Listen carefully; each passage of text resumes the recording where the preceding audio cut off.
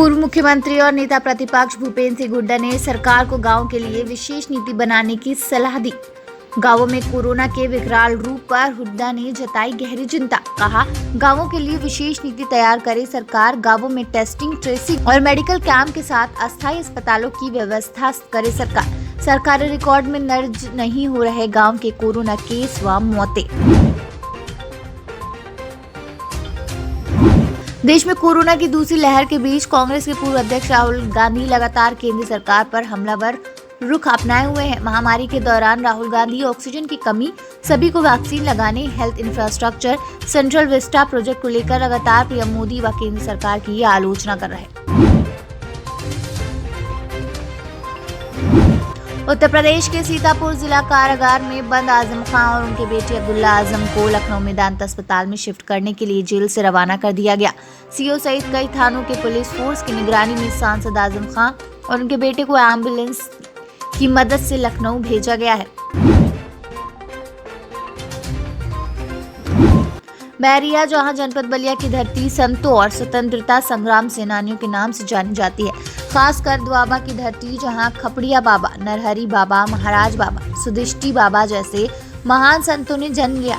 बलिया मुख्यालय से करीब 45 किलोमीटर दूर सुरेमनपुर रेलवे स्टेशन के समीप बरसों से निवास करने वाले महान संत बालक बाबा का आज देवलोक का घमंड हुआ। उनकी समाधि कल 10 बजे के करीब उनके हजारों भक्तों की उपस्थिति में सुरेमनपुर स्थित उनके आश्रम पर दी जाएगी। महाराष्ट्र के पालघर जिले में एक प्राइवेट कोविड-19 अस्पताल में एक मरीज के इलाज संबंधी बिल पर विवाद को लेकर हंगामा करने और कर्मियों के साथ हाथापाई करने के आरोप में एक शख्स को हिरासत में लिया गया। देश में कोरोना संक्रमण के दूसरे चरण में कई तरह की चीजों को लेकर मारामारी मची हुई है। इनमें से एक है रेमडेसिविर इंजेक्शन भी। देश के कई हिस्से में रेमडेसिविर इंजेक्शन की किल्लत हो गई। कई इलाकों में इसकी कालाबाजारी हो रही है और देश के कई हिस्से में नकली रेमडेसिविर इंजेक्शन बेचा जा रहा।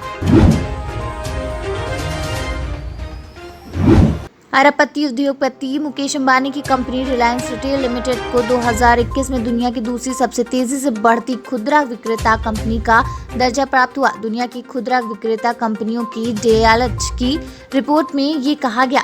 इसके मुताबिक रिलायंस रिटेल इस मामले में पिछले साल शीर्ष पर थी, लेकिन अब दूसरे नंबर पर आ गई है। भारत की लो कास्ट कैरियर स्पाइसजेट एयरलाइंस ने कहा है कि आज उसने चीन की राजधानी बीजिंग, नॉनजिंग, वुहान और हांगकांग से 9,600 ऑक्सीजन कंसंट्रेटर एयरलिफ्ट कर दिल्ली, कोलकाता पहुंचाया। स्पाइसजेट अब तक देश में 27,000 ऑक्सीजन कंसंट्रेटर एयरलिफ्ट कर चुकी है।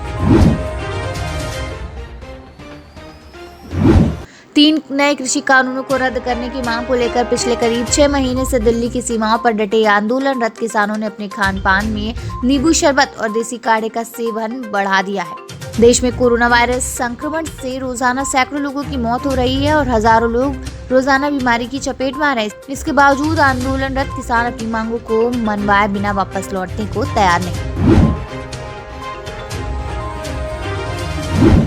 एक वक्त था जब पूजा बेदी बॉलीवुड की स्टार हुआ करती थी। अब उनकी बेटी आलिया फर्नीचर वाला फिल्म इंडस्ट्री ज्वाइन कर चुकी है। तब से लेकर अब तक समय कितना बदल चुका है। हाल ही में पूजा ने इस बात पर खुलकर बात की।